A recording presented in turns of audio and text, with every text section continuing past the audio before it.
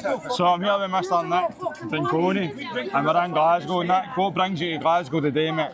So we've got our mass deportations demo in Glasgow. We have a pipeline of events, and Saturday, July 26th, finds us in the wonderful city of Glasgow, surrounded by strong patriots, sending a very clear message to the government, to the establishment, to the media, law enforcement, that we're taking our country back. No mercy, no diplomacy, and no surrender. And as ever, I don't know necessarily what I'm walking into. I don't know how many people are going to be there. If I'm wanted, I'll stay, and I'll be a voice for the voiceless. If I'm wanted, I'll stay. If people don't want me there, or if they don't want to take their country back, that's absolutely fine. But if people want a leader, if they want a political party, which is the only way to take your country back, I will rock up in that town. I will be there. I will be a voice for the voiceless. And I say together, we can actually make Britain great again. UKIP have been demonised in the past, mate, by the mainstream media. You've been labelled, like you're obviously taking over now.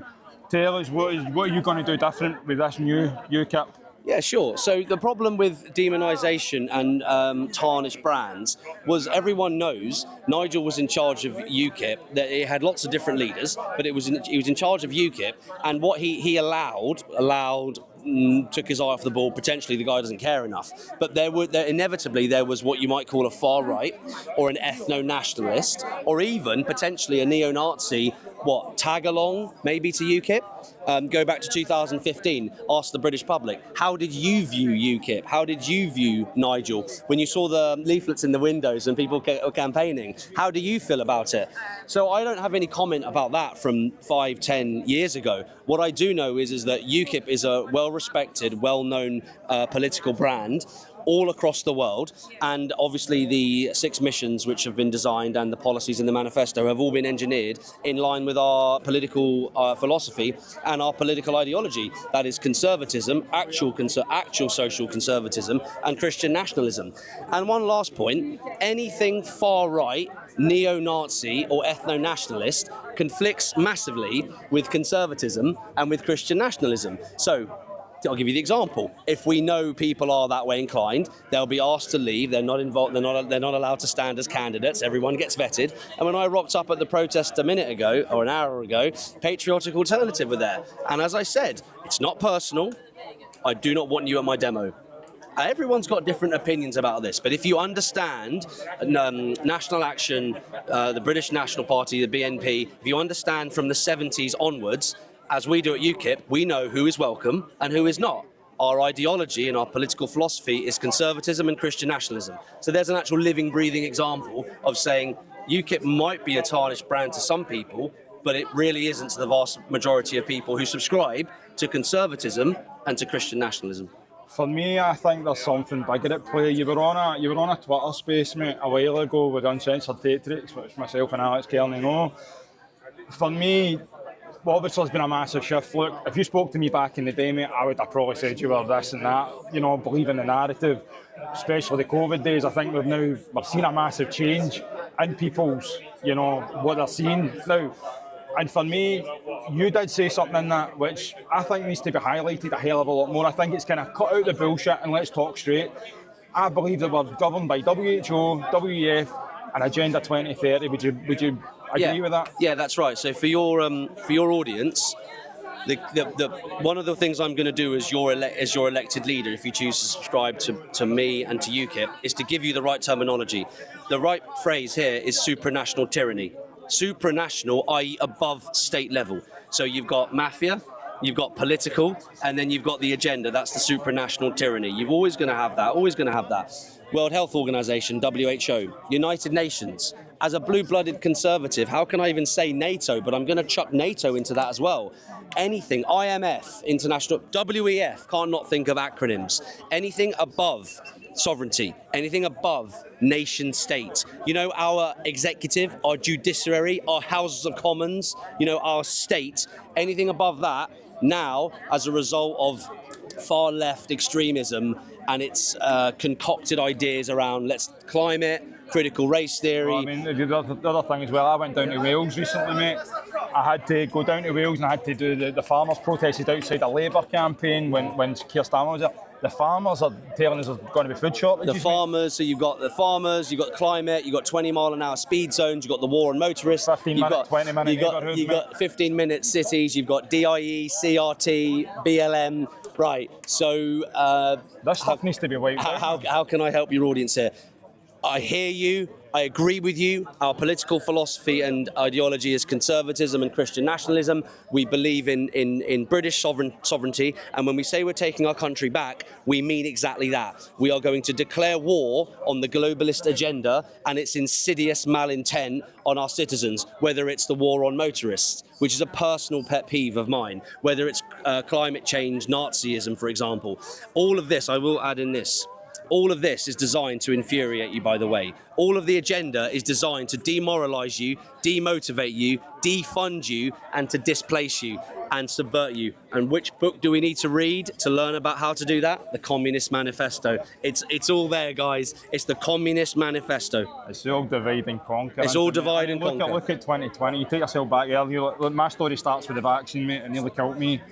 And I've been basically an activist trying to raise awareness on this, but it's trying to all divide and conquer, mate. I just feel that the public are misinformed, and this is why we need to come out here. We need to tell people exactly what's going on, and I think we need straight talking, no bullshit. So if I could just tack on to that. Patriots, I promise you, on everything that's holy, we have absolutely no time left. Agenda 2030, the fact that the British line woke up in 2020, the fact that we've all been awake for the last 5 years, I promise you, we have one last shot at taking our country back, because it's going to take decades to re-engineer society. It's going to take decades. The fight now is for our children and our children's children and their children. Otherwise, we will be wiped out. The Islamic Caliphate will win. So if the mindset is what's in it for me, you've already lost the battle. There are no more grains of sand in the hourglass. I think the scary thing for me is, Nick, like the goal is Agenda 2030. The next election's 2029. That's 1 year off their goal, mate. I will say it. In Scotland, we've got the 2026 election. Yeah. And we know Big Craig Houston. I don't know if you know him. Yeah, so I'll tie that in. So Craig's a good guy. He's gone out of his way, like a lot of people have, to introduce himself. So here's where I come in. Reform are set to do some serious good work in Scotland, right? Cool. Here's where I come in. Every single town, village, constituency, county, at the moment, straight talking is what wins hearts and minds. Let's do some of that, shall we? Every constituency is 25% communist, 25% liberal, 25% centrist, 25% right-wing socially conservative. Divide and conquer. The devil's plan is to turn man against his brother. So let's see what Reform do and don't do next year. And you know what? I wish them well, actually, because if they do the business and they fail us, we will once again be looking around politically homeless. How many chances do you get to be a liberal? How many more chances? Now, that's fair and square, right? So in Wales and Scotland, they're set to do the business. Let's let them do the business, and then let's see what good they actually do. Our ideology and political philosophy is conservatism, is Christian nationalism, close the borders, deploy the military, begin mass deportations and remigration of those who do not belong here, including the communists and the Marxists who despise us and who are here to subvert our culture, and reinstate Christianity back into the heart of government. And when they fail, the purple tidal wave will be here with open arms saying, welcome home. Class one. Just before I finish, mate, 'cause I know you're a busy man, and how have you enjoyed Glasgow today, mate? I've absolutely loved it. The police were given so many opportunities. I won't go into Glasgow City Council and what I've had to go through for the last 4 weeks, the bureaucracy, the nonsense, and I loved being reminded every time I was on a call with them that they only work 9 till 3 Monday to Thursday. I remember my first part-time job as well. It's been absolutely excruciating, and then on the day, the police chopped our march pretty much in half. They wouldn't allow us to go through the city centre. Why wouldn't they allow us to go through the city centre where all the footfall is? Because left-wing fascists were there, and they didn't want a clash. There's no clash or division or nonsense on the side of socially conservative patriots, people that love their country. What they were referring to, which they won't put into words, is the left-wing fascists and how violent they are, both against patriots and against the police. So once again, we all had to pander to left-wing fascism. I'll give you a lot. I'd like to say, John, on behalf of Nick,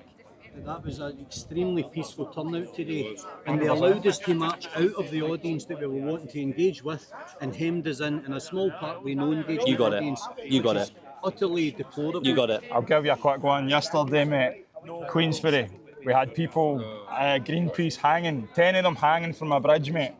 We had helicopters out, we had the police out, we had traffic, how much money the Coast Guard out for people that are going having a face-off with boats. For What did they do? Did they hang themselves? No, they're hanging from the boat. They're hanging from... 10 of them hang off the side. I don't know if I thought you meant hangers in... But this is the question. No, they had flags. Oh, thank God for that. Who's cost more money today?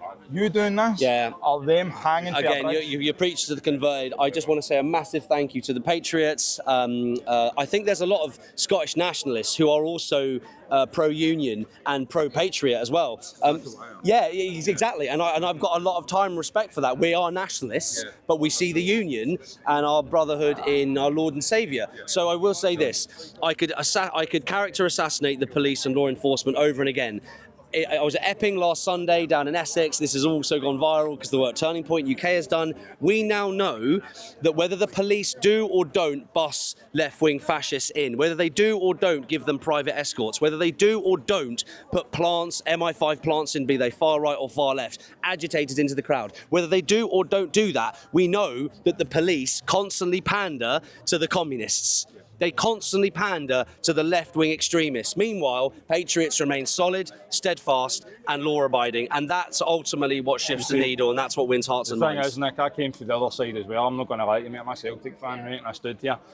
The thing is, see once you realise the goal, see once you get the goal, I know, see once you know the goal, everything doesn't matter. This country needs to get together and realise what the actual end goal is. Yeah, mate. can I make an announcement about this? I have a small crowd around me. So for your, is this live or is it pre-recorded? No, just a pre-recorded. So I want everyone to listen to this, right? So I'm a bit naive about the Celtic Rangers things. Do you know what I know? I know about state-sponsored terrorism. I think that there are good young men and women out there who have been brainwashed by an agenda to despise the opposing side. We'll say no more about it. That's what I think's happened. So when you say that you've implied you're a former lefty. SNP. Yeah, SNP, you're a former Celtic fan. Guys, Common sense, I think that there is a grooming attempt on certain sides, and I think it's our job to save those young men, to make them understand that the victimhood that is injected into them, whether you call them Celtic or Catholic, that anti-British sentiment. Stop listening to Kneecap. Stop being injected with that woke grooming. You're a victim. I'm sick of it when I see it. Again, they might be Catholic, they might be Celtic, but I'm sick of it. We have our brotherhood, we have our faith, our roots. It's all in Christianity, and ultimately we stand up for the most vulnerable within society, cherish masculinity the same way we do as femininity. You've been brainwashed to a far left agenda, and I think we should try and save these young men. Typically, you'd call them Celtic supporters. Is that correct? Yeah. Is that right? And now, if they don't want to be saved and if they don't want to play ball, then we'll leave them to it. Like I said, if everybody doesn't actually realise the goal, your freedom's gone. The freedom that I tell everybody, your 20-minute neighbourhoods are in your city councils. That's it. Look it up. That's it. They have it. Facial recognition, cashless society is all part of the plan. And I'm telling you, this country needs to wake up to what's happening. But Nick, I appreciate it, God bless you, mate. And bring the fucking noise in, God like you bless say, you. mate. I love it. Nick.